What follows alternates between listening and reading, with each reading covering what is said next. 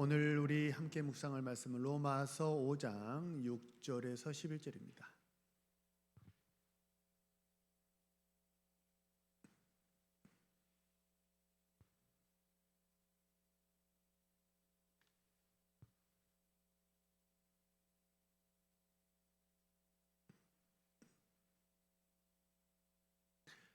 로마서 5장 6절에서 11절의 말씀.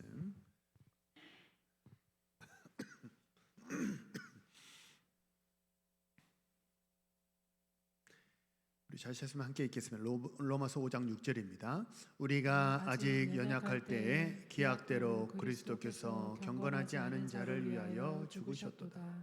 의인을 위하여 죽는 자가 쉽지 않고 선인을 위하여 용감히 죽는 자가 혹 있거니와 우리가 아직 죄인 되었을 때 그리스도께서 우리를 위하여 죽으심으로 하나님께서 우리에 대한 자기의 사랑을 확증하셨느니라. 그러면 이제 우리가 그의 피로 말미암아 의롭다 하심을 받았으니 더욱 그로 말미암아 진노하심에서 구원을 받을 것이니 곧 우리가 원수 되었을 때에 그의 아들의 죽으심으로 말미암아 하나님과 화목하게 되었은즉 화목하게 된 자로서는 더욱 그의 살아나심으로 말미암아 구원을 받을 것이니라. 그뿐 아니라 이제 우리로 화목하게 하신 우리 주 예수 그리스도로 말미암아 하나님 안에서 또한 즐거워하느니라. 아멘. 할렐루야. 한번 우리 앞뒤 자유협선 서로 인사하시죠. 하나님 당신을 사랑하십니다.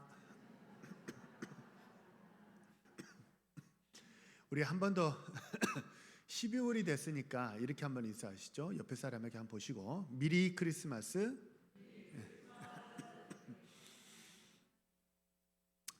2025년 시작한 지가 엊그제인데 특세했는데 벌써 이제 마지막 달입니다.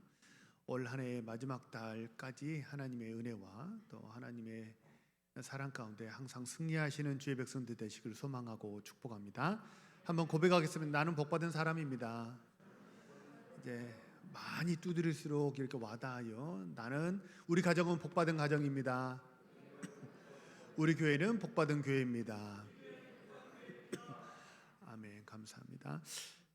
오늘은 이제 1년의 마지막 달 12월인데요. 12월 한 달은 이제 성탄에 관한 의미를 좀 살펴보는 메시지를 좀 전하려고 하는데요. 혹시 헤세드라는 말을 들어보셨습니까? 헤세드. 이 헤세드는요, 사실 구약 성경을 꿰뚫는 신구약을 다 꿰뚫는데 특히 이제 구약을 꿰뚫는 아주 중요한 단어라고 말할 수 있습니다. 헤세드를 우리말 성경에서는 사랑, 또 어떤 구절에서는 자비라고 번역을 했어요. 근데 사랑, 자비 이렇게만 번역하기에는 헤세드라고 하는 그 큰 의미를 온전히 다 담을 수가 없어요. 헤세드는 크게 네 토막으로 나눠 볼 수 있는데요. 하나는 사랑이라고도 말할 수 있고 또 하나는 자비라고도 말할 수 있어요. 근데 그 안에 사랑과 자비 안에 그 밑에 깔려 있는 베이스 정신이 뭐냐면 신실함입니다. 신실함은 변하지 않는 거거든요. 그러니까 사랑과 자비인데 이 사랑과 자비는 변해요, 안 변해요? 하나님의 우리를 향한 사랑과 자비는 변하지 않는 줄로 믿으시기 바랍니다. 그리고 또 하나 마지막 네 번째 네 번째가 뭐냐면 포기하지 않아요. 포기하지 않아요. 그게 헤세드라고 하는 이 사랑과 자비로 번역된 이 말의 특징입니다. 그래서 표면적으로는 사랑, 자비라고 나타나지만 이면적으로 그 안에는 뭐가 있냐면 포기하지 않으시고 그리고 어떠냐면 변치 않아요. 그게 헤세드의 특징입니다. 이 헤세드의 사랑을 여실히 정확하게 보여준 것이 뭐냐? 성탄, 크리스마스, 예수님의 성육신, 우리의 구원이라고 말할 수 있습니다. 우리 인간은 죄를 짓고 하나님을 떠났어요.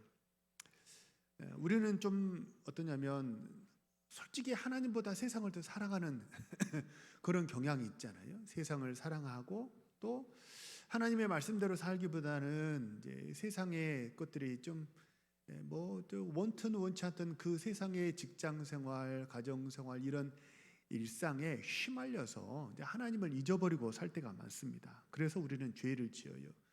그러면 사실 죄의 싹은 뭐예요? 죄의 싹은 사망입니다. 그러니까 죽게 하면 아주 손쉬워요. 죽게 하면 법대로 하잖아요. 복잡할 일이 없어요. 법은 복잡할 게 없어요. 죄인은 단죄하면 되고 그 정죄가 되면, 증명이 되면 그의 상환은 벌을 주면 끝나요. 법은 복잡하지 않습니다. 근데 사랑은 아주 복잡해요. 사랑은 벌 줄 수 없고 죽일 수 없고 내칠 수가 없기 때문에 이 어떻게든 심폐소생하고 살려야 되니까 법도 충족해야 되고 이 영혼도 살려야 되니까 사랑하려고 하잖아요. 아주 복잡합니다. 하나님이, 우리는 죄를 지어서 하나님을 떠났지만 어떻게 하냐면 하나님은 우리를 어떻게든 살리시려고 아주 오랜 시간 동안 계획을 세우시고 우리를 구원하셨잖아요.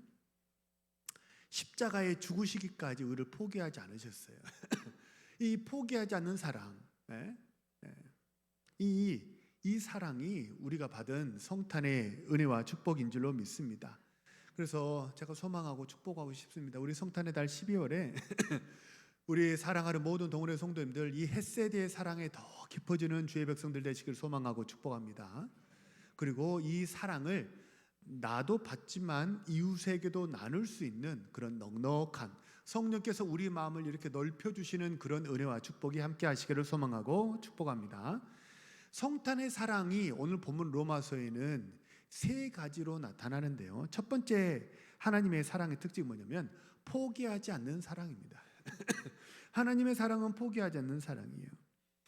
세상의 사랑은 어떠냐면요, 루저를 사랑하지 않아요. 세상은 루저를 사랑하지 않고 세상은 위너를 좋아하고요, 위너만 사랑합니다. 돈 없는 사람 사랑하지 않고 돈 있는 사람 좋아하고요, 약한 사람 좋아하지 않고 강한 사람 좋아합니다. 그리고 냄새나고 볼품없는 사람 좋아하지 않고요, 멋들어진 사람 이렇게 좋아합니다. 그래서 제가 일전에 이제 아주 예전에 아주 오래전에 제가 이제 청년부 사역을 할 때 부장 집사님이 차를 그랜저로 바꿨어요. 그래서 집사님 그랜저, 야 그랜저는 한국에서 의미가 있잖아요. 어떤 의미가 있어요? 성공이라는 의미를 가진 게 그랜저거든요. 집사님 사업이 좀 잘 되시나 봐요. 그랬더니 집사님이 이렇게 썩소를 지으시면서 뭐라고 그러시냐면, 아니에요 목사님, 어쩔 수 없이 샀어요 그러더라고요. 왜 어쩔 수 없이, 뭐 때문에 어쩔 수 없이 사셨어요? 그랜저 타고 가지 않으면요 사업이 안 돼요. 그랜저쯤 타고 가야, 지금 그때는 제네시스가 없었을 때였어요. 그랜저쯤 타고 가요. 유력한 사람이라고 이 회사 되게 재력도 있고 잘 되는 회사인가 보다고 수의 계약이 수월하게 더 잘 된대요. 민원 처리도 더 잘 된대요. 그래서 어쩔 수 없이 그랜저를 샀어요. 그런 얘기를 하더라고요. 세상은 약자를 좋아하지 않고요, 볼품 없는 걸 좋아하지 않아요. 그러나 우리 하나님은 포기하지 않으시고 우리를 사랑하신다는 거죠.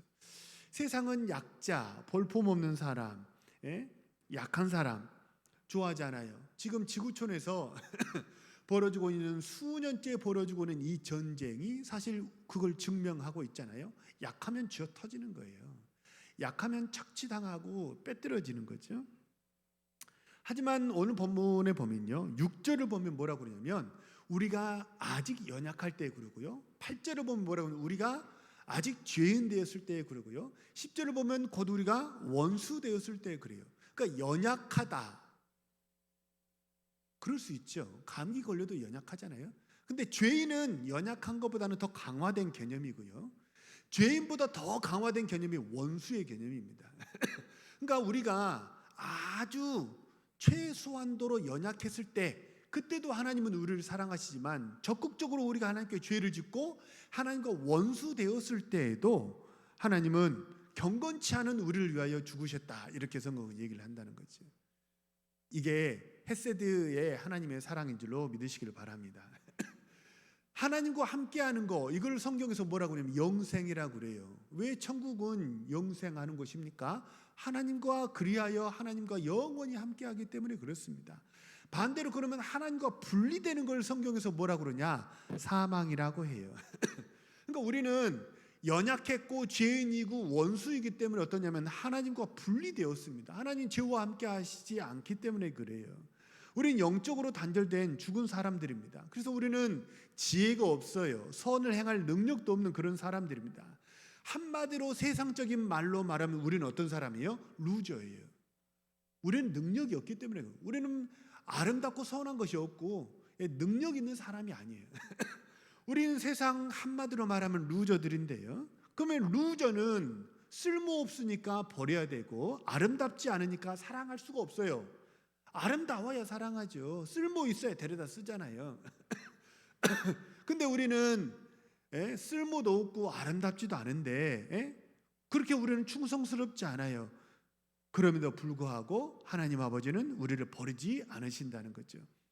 성경에 이것을 여실히 보여주는 하나의 사건이 있었습니다. 누가 그랬죠? 가늠하다가 현장에서 잡힌 여인이 그랬습니다. 사람들은 이 여인을 둘러싸고 애워싸고 와가지고 전부 다 이 여인을 향해서 손가락질했고요. 여차하면 지금 당장이라도 돌을 던져서 이 여인의 생명을 뺏어버리려고 준비를 하고 있었던 그런 사람들입니다. 이 여인은 연약했고 죄인이었고 하나님과 원수되었어요. 아름답지 않아요. 가늠하다가 현장에서 잡혀왔으니까 옷이나 제대로 옷이나 제대로 입었겠습니까? 그러니까 되게 수치가 드러난 그런 상황이지요. 근데 사람들은 루저를 좋아하지 않으니까 정죄했어요. 그러나 우리 하나님 아버지는 어떻습니까? 우리 하나님 아버지는 이 여인을 쳐다보지 않아요. 그래서 땅바닥에 글씨를 쓰셨다고 그랬잖아요. 쳐다보지 않으려고. 그리고 뭐라고 얘기하셨어요? 너를 정죄하던 사람들이 다 어디 있느냐? 나도 너를 정죄하지 않는다. 가서 다시는 죄짓지 마라.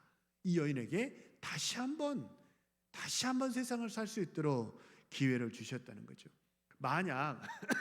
만약 주님이 죄 없는 자가 먼저 돌로 치라라고 하는 이 말로도 이 여인을 커버해 주는 게 충분치 않았다면 어떻게 하셨을까요? 주님은 기꺼이 이 여인을 온몸으로 감싸 안으시면서 대신 돌을 맞으셨을 줄로 믿습니다. 그것이 우리 주님의 사랑이기 때문에 그렇죠. 조금 오래된 신문 기사인데요. 좀 많이 오래된 신문 기사예요. 전라도 광주에 101살 되신 박옥랑 할머니라고 신문에 보도된 적이 있습니다. 혹시 들어보신 분 계세요? 101살입니다. 신문에 보도될 당시의 나이가 101살인데 저남이 박옥랑이에요. 딸이 있었는데 그 딸이 4살 때 낙상 사고를 당했어요. 아마도 그 낙상 사고로 경추가 손상이 됐던가 봐요. 이게 요추가 손상이 되면 이렇게 꾸부정꾸부정하고 걷는 게 힘들잖아요. 근데 경추가 손상되면 이 목 아래로는 다 마비가 되잖아요. 경추가 훨씬 더 위험하죠. 아마도 이게 경추가 손상이 된 것 같아요. 이 딸이 전신 마비가 온 거예요. 신문에 보도될 때 할머니 나이가 101살이었고 딸의 나이가 몇 살이었냐면 68세였어요. 그러니까 4살 때 경추가 손상이 됐는데 보도될 때 68세니까 이 할머니가 이 딸을 몇 년 동안 보살핀 거예요? 64년이죠. 근데 처음부터 전신 마비가 됐던 건 아니었던 것 같아요. 처음에는 그나마 조금씩은 장애는 좀 있었지만 조금씩은 움직였던 것 같아요. 근데 딸의 증세가 점점점 안 좋아지는 거예요. 몸을 움직일 수가 없는 거예요. 그래서 이 할머니가 자신의 직장을 그만두고 평생 이 할머니를 지켰어요. 직장까지 그만두고 이 딸에게 올인할 때 이 할머니 나이가 37세였어요. 37세로부터 101살 때까지 이 딸을 지극정성으로 보살펴요. 그래서 신문 기사에 사진이 났는데 그냥 사진으로 보면 어떠냐면 할머니 2분이 계시는 거예요. 101살 할머니, 68세 할머니. 사람들이 묻습니다. 아니 어떻게 그렇게 자그마치 64년간 그렇게 딸을 지키실 수 있었습니까? 어떻게 그렇게 하실 수 있었어요? 이 할머니 대답이 뭐냐면요. 나 아니면 누가 우리 딸을 지키겠냐고. 나 아니면 누가 우리 딸을 지키겠냐고. 나 아니면 누가 우리 딸을 돌보겠냐고. 우리 딸이 의지할 사람이 나밖에 없다고. 그래서 내가 하는 거라고. 대답이 아주 간단해요. 우리 딸이 의지할 사람은 나밖에 없고 우리 딸을 돌볼 사람이 나밖에 없다고. 그러니까는 나는 이 나이 되도록 내 딸을 돌본다고. 이게 하나님 아버지의 우리를 향한 포기하지 않으시는 헷세대의 사랑인 줄로 믿으시길 바랍니다. 혹시 고난 가운데 계십니까? 혹시 어려운 가운데 계십니까? 뭘 의지해야 돼요? 네? 세상의 솔루션으로는 그거 잠시 선풍기 바람이 지나잖아요. 근본적인 목마름을 해결해 줄 수 없어요. 우리 마음에, 우리 심령에 안정감을 주고 우리를 다시 일으키고 우리 영혼을 소생하게 하는 것은 내가 어떤 상황이 있든지, 내가 잘하든지 못하든지, 내가 깨끗하든지 더럽든지, 내가 하나님께 헌신하든지 아니면 영적인 침체에 빠졌든지 상관하지 않으시고 항상 내 옆에서 너를 돌볼 사람이 나밖에 없지 않냐고. 나를 돌보시는 그 하나님의 사랑을 의지해서 다시 일어나시는 우리 신실한 주의 백성 모두 되시기를 소망하고 축복합니다.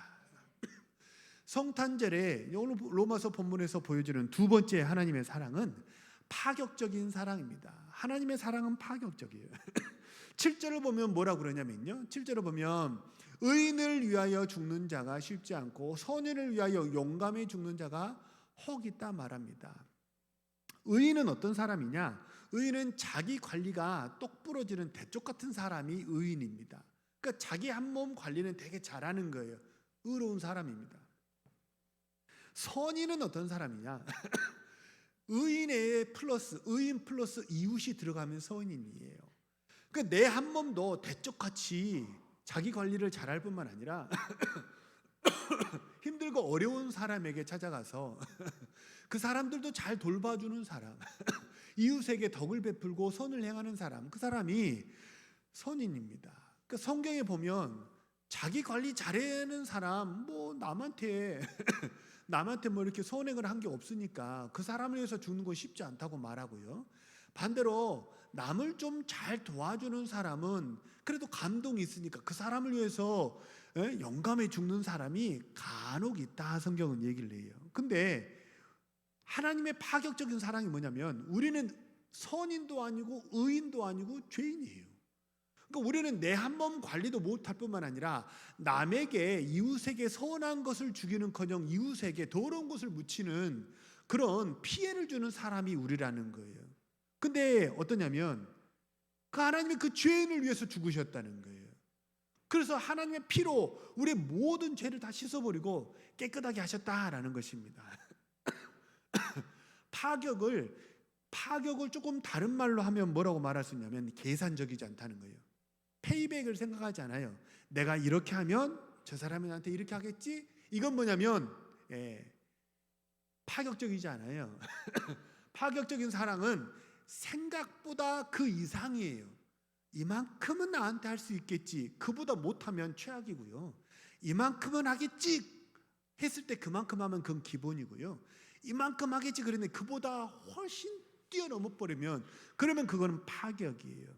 파격은요, 내가 베푼 만큼 돌아오지 않아요. 그래서 계산적이지 않아요. 고린도전서 13장 5절을 보면 이걸 뭐라고 그러냐면 자기 유익을 구하지 않는다라고 얘기를 했어요. 하나님 사랑의 특징은 뭐냐? 자기 유익을 구하지 않는다는 거예요. 그러니까 충분히 내 감정을 만족시켜 줄 것 같지도 않고 충분히 내 신분을 상승시켜 줄 것 같지도 않아요. 그런 이익이 없을 것 같아요. 있을 것 같지 않아요. 그럼에도 불구하고 우리를 끝까지 품고 사랑하는 게 그게 하나님의 파격적인 사랑이라는 것입니다. 흔히 우리는 이런 말을 해요. 내 뜻대로 해야 직성이 풀린다, 그런 얘기하죠. 내 뜻대로 해야 직성이 풀린다. 우리 가끔 그런 말을 하는데요. 이 말의 뜻이 뭐냐면 직성이라는 게 뭐냐면 직성이 성품할 때 성자가 아니고 별 성자예요. 그러니까 이 토템 신앙에서 말하는 9개의 별 중에 하나가 뭐냐면 직성이라는 별이 있는 거예요. 그 직성에 우리 운명과 형통을 주관하는데 근데 이 직성에 애군이 낀 거예요. 이 직성에 애군이 끼어가지고 이 일이 잘 안 풀린다는 거예요. 그래서 직성풀이 같은 그런 뭐 살풀이 같은 걸 하면 그럼 어떠냐면 그 직성에 끼어 있는 애군이 거쳐지게 되고 그래서 일이 잘 된다라는 게 내 뜻대로 하면 직성이 풀린다라는 말의 뜻이죠. 자, 직성은 사실 운명론적인 겁니다. 뭔가 애군 이런 것은 사실 기독교에서는 인정하지 않죠. 그래서 애군 뭐 이런 거를 말할 수는 없지만 그럼 바꿔서 얘기를 해보면 그러면 고난이라고 얘기를 한번 해보죠. 고난이 있을 때 어떻게 해야 고난이 풀릴까요? 내 뜻대로 하면 고난이 풀리게 됩니까? 천만의 말씀이에요. 내 뜻대로 하잖아요. 일이 더 꼬여요. 일이 쉽게 풀릴 수 있는 일도 내 뜻대로 성질을 부리기 시작하잖아요. 그러면 일이 훨씬 더 꼬이게 된다는 거예요. 우리 산상수훈에 보면요, 오리를 가자 하면 어떻게 하라고 그래요? 심리를 가져라고 그래요. 속옷을 달라 하면 어떻게 하라고 그래요? 사실 겉옷이 더 중요해요. 예? 오리를 가자 하면 심리를 가져라. 주님은 그렇게 말씀하세요. 자, 보세요. 오리를 가자 했을 때 이게 어디서 수작을 부리고 있어? 네 일은 네가 알아서 해야지. 어디서 오리를 가져가지고 짐을 부리려고 그래? 그래, 로마의 병사들은 오리를 데리고 갈 수 있는, 심리는 4kg니까 오리는 2kg쯤 되겠죠. 부역을 시킬 수 있는 부역권이 로마 병사들에게 있었거든요. 근데 어디서 지금 일을 시키는 거냐고 성질을 막 이렇게 부렸어요. 그러면 어떻게 될까요? 훨씬 일이 꼬이게 되는 거예요. 근데 주님은 뭐라고 그러냐면 오리를 가자 하면 심리를 가져라 이렇게 얘기를 한다는 거예요. 심리를 가지면 어떻게 되냐면 이게 파격적인 사랑이에요. 오리를 가자 했을 때 오리를 가면 그건 기본입니다. 오리를 가자 할 때 성질을 부리고 오리를 안 가면 일이 훨씬 꼬여요. 근데 오리를 가자 했는데 심리를 갚버리잖아요. 그러면 이게 예상외로 의외로 새로운 성령의 역사가 그 안에 일어나게 될 줄로 믿으시길 바랍니다. 의외로 그래요. 의외로 응답의 축복이 일어나게 되고 하나님의 영광이 드러나게 될 줄로 믿으시길 바랍니다. 그래서 하나님의 사랑이 뭐냐면 이런 사랑이라는 거죠. 우리도 마찬가지입니다. 죄인인 우리가 하나님께 우리를 구원해 달라고 말을 했어요. 그러면 하나님 아버지께서 법대로 하는 거죠. 야, 네 일은 네가 알아서 해야지. 죄인이면 당연히 죽어야 되는 거 아니야? 죄의 삭은 사망이니까 그건 마땅히 죽어야지. 너는 호적에서 팔 거야. 넌 천국 꿈도 꾸지 마. 이렇게 하나님의 법대로 했다면 아주 간단하게 끝날 거예요. 그러면 우리는 구원을 받지 못하겠죠. 근데 우리가 하나님께 하나님 나 좀 도와주세요 라고 오리를 가달라고 주님께 부탁을 했어요.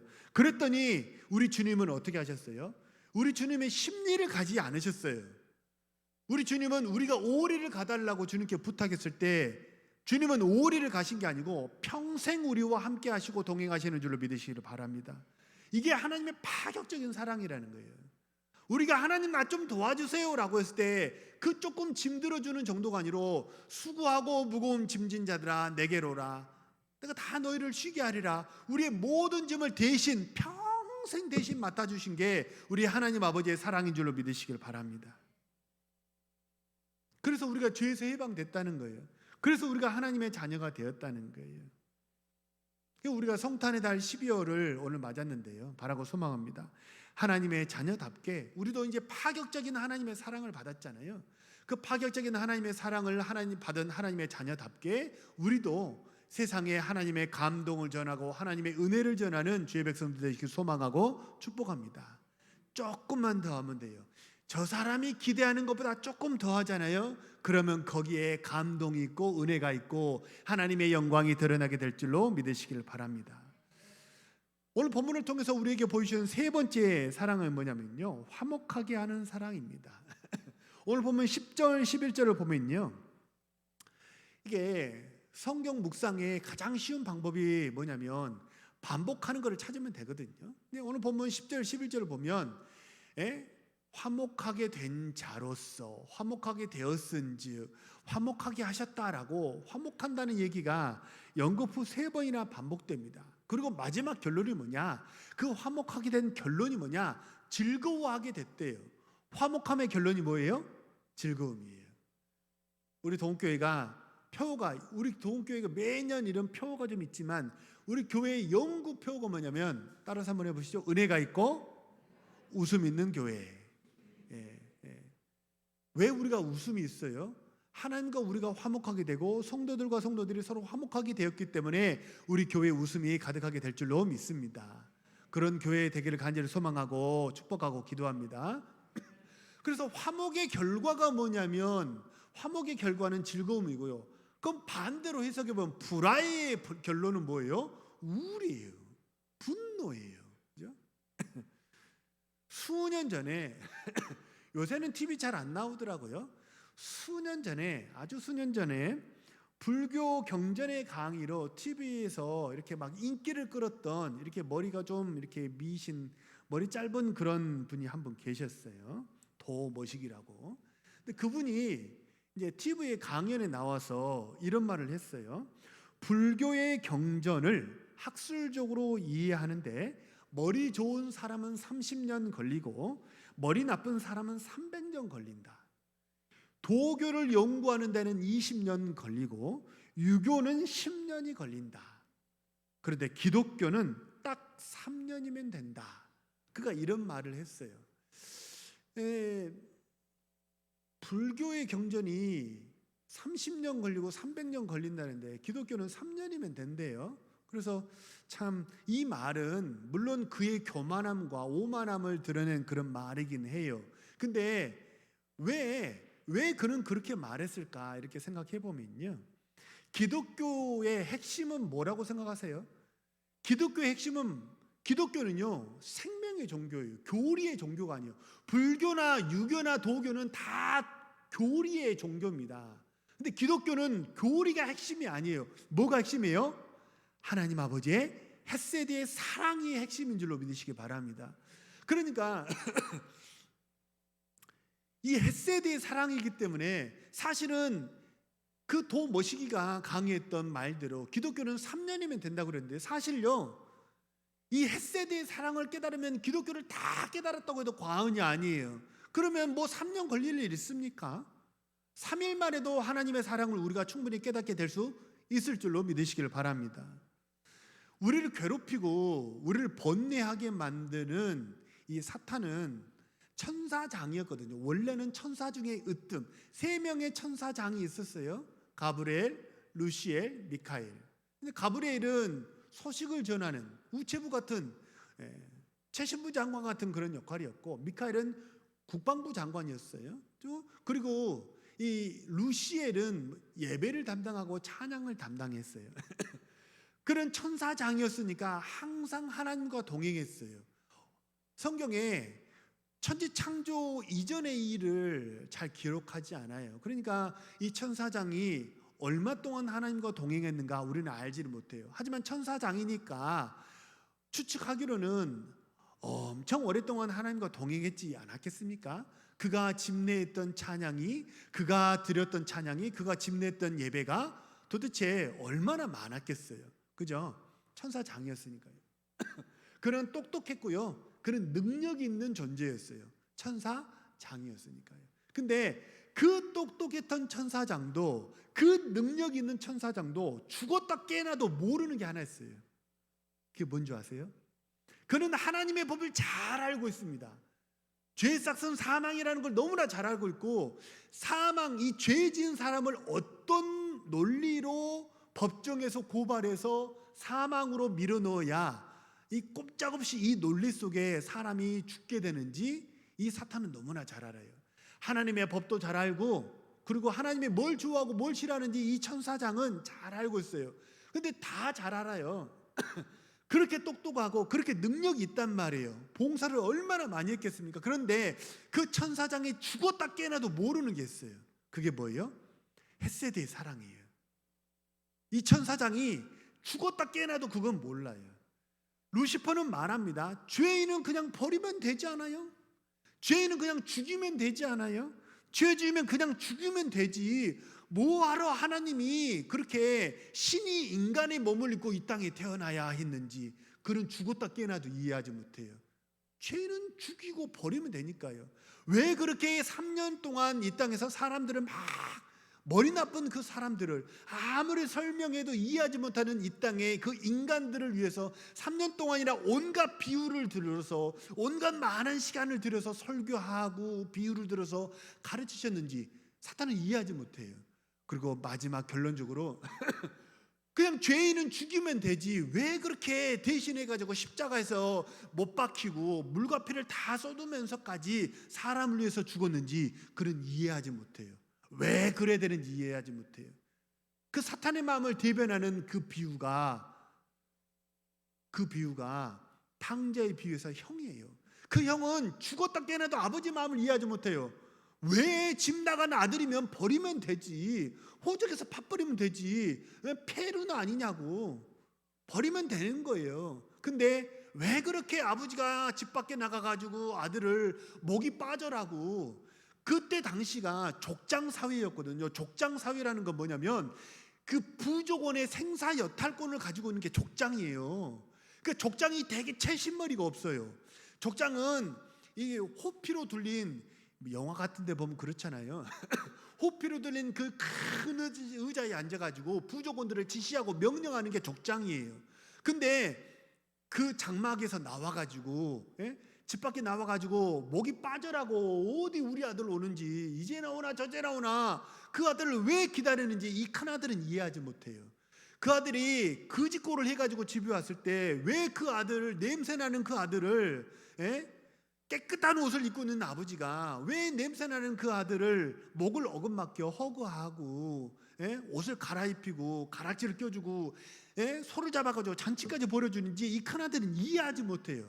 그래서 집 안에 들어가지 않잖아요. 풍류 소리가 나고 막 잔치하는 소리가 나니까 이게 무슨 일이냐, 들어가지 않아요. 그러니까 이 채신물이 없는 이 아버지가, 부족장인데 족장인 아버지가 집 밖에 나와가지고 작은 아들을 기다리던 그 아버지가 이제는 와가지고 어떻게 해요? 큰 아들을 또 설득합니다. 야야야, 그러지 마라. 쟤 죽었다가 살아났잖니. 죽었다가 살아났잖니. 이게 하나님 아버지 사랑이에요. 하나님 아버지 사랑은요, 패를 갈라버리고 사람을 갈라버리는 역할을 하는 게 아니고 그건 마귀가 하는 거고요. 하나님의 사랑은 붙이고 화목하게 하고 잔치를 벌려서 즐겁게 하는 것이 하나님의 사랑인 줄로 믿으시길 바랍니다. 그래서 믿음과 소망과 사랑, 그 중에 제일은 사랑이라. 믿음, 소망, 사랑, 이 세 가지는 항상 있대요. 근데 그 중에 제일은 뭐래요? 사랑이래요. 예언도 패하고 방언도 그치고 지식도 변한대요. 기독교는 교리가 아니에요. 지식이 변한대요. 지식이 끝까지 가지 않는다는 거예요. 왜곡된다는 게 아니고. 기독교는요, 교리의 종교가 아니에요. 그래서 이 지식으로는 이 영혼 깊숙한 곳에 도달하지 못해요. 뭐는 도달해요? 하나님의 파격적인 사랑, 포기하지 않는 사랑, 그 사랑이 우리 마음속 깊이 전달돼서 우리 영혼을 바꾼 줄로 믿으시길 바랍니다. 그래서 그 도 모시기가 말했던 것처럼 기독교는 교리가 아니에요. 기독교 교회는 굉장히 심플합니다. 그래서 신대원도 3년이면 되잖아요. 아마 그가 말했던 3년은 신대원 3년을 말했을지도 몰라요. 신대원 3년이면 졸업합니다. 그러면 강도사가 되고 목사가 될 수 있어요. 설교할 수 있어요. 근데 지식적으로는 3년의 과정이 모든 학위를 마치는 그런 충분한 시간일지 몰라도요, 3년이 아니라 300년을 신학을 공부했더라도 하나님의 헷세대의 사랑이 우리 마음속에 와닿지 않잖아요. 그러면 기독교를 모르는 사람이에요. 기독교를 안다고 말할 수가 없는 거예요. 우리 다 같이 요한복음 3장 16절 같이 한번 읽어볼까요? 요한복음 3장 16절 시작. 하나님이 세상을 이처럼 사랑하사 독생자를 주셨으니 이는 그를 믿는 자마다 멸망하지 않고 영생을 얻게 하려 하심이라.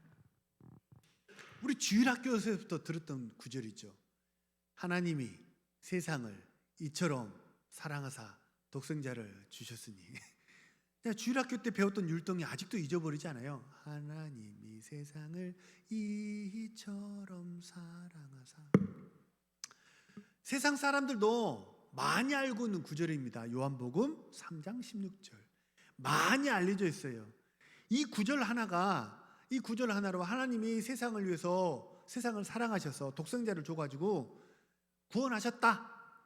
이렇게 교리로, 명제로, 문장으로 기독교의 교리를 설명하려면 그 쉽게 이해하고 넘어갈 수 있을 거예요. 근데 이처럼 사랑하사 해서 이처럼이 얼마만큼의 강도이고 얼마만큼의 포기하지 않는 그 마음인지를 깨닫는 것은요, 평생 우리 인생을 다 바쳐도 그게 충분치 않다는 거예요. 이처럼 이 세 글자를 우리가 충분히 깨닫는 데는요, 우리 평생을 바쳐도 이게 충분하지 않아요. 가슴으로 이해하고, 그리고 우리도 독생자를, 내가 가진 소중한 것을 누군가를 위해서 나눠주는 그런 삶을 깨달을 뿐만 아니라 그런 삶을 살아가는군요, 우리 평생을 바쳐도 그게 충분하지를 않아요. 그래서 어때요? 이거는 머리로 되는, 기독교는 머리로 되는 게 아니에요. 기독교는 머리로 되는 게 아니에요. 뭘로 하는 거예요? 가슴으로 하는 거예요. 가슴으로 했어야 될 사랑을 깨닫지 못한다면 왜 굳이 그렇게 성육신하게 했는지, 불편한 몸을 입고 신이 사람이 되는 게 얼마나 불편했겠어요. 그거를 우리가 이처럼이라는 것을 우리가 묵상하면서 깨닫지 못하면요, 신학이 성장하지 못해요. 교리의 수준에서 이해하고 지식을 전달하는 수준에서는 살 수 있을지 몰라도 영혼이 오감의 세계에는 머무를 수 있어요. 근데 오감을 넘어서서 영의 세계로 훅 들어가려면요, 그게 머리로 하는 게 아니에요. 기독교는 오직 주의 영으로 성령께서 우리 마음에 아버지 사랑을 깨닫게 하실 때 우리가 깊은 영의 세계로 들어갈 수 있을 줄로 믿습니다. 우리 사랑하는 모든 동원의 성도님들, 이제 성탄의 달 12월인데요 12월 한 달 동안 더욱 성령 충만을 위해서 간구하시기를 소망하고 기도합니다. 성탄절은 캐롤 부르는 날이 아니고 빨간 옷 입는 날이 아니고 트리하는 날이 아니고 하나님의 사랑을, 이처럼이라고나 하나님의 사랑을 우리가 깨닫고 그 사랑을 나누는 날이 성탄절, 그런 성탄절이 되기를 간절히 소망합니다. 그래서 올해 12월 한 달 동안 더 말씀과 기도에 청렴하시고 성령 충만을 간구하심으로 이처럼이라는 하나님의 사랑이 우리 가슴 속에 와닿아서 우리 신앙이 더 한꺼풀 더 깊은 곳으로 들어가는 그런 복되는 신앙생활 하시는 우리 신실한 주의 백성들 모두 되시기를 소망하고 축복합니다. 우리 주신 말씀을 놓고 한번 합심해서 동성으로 기도합니다.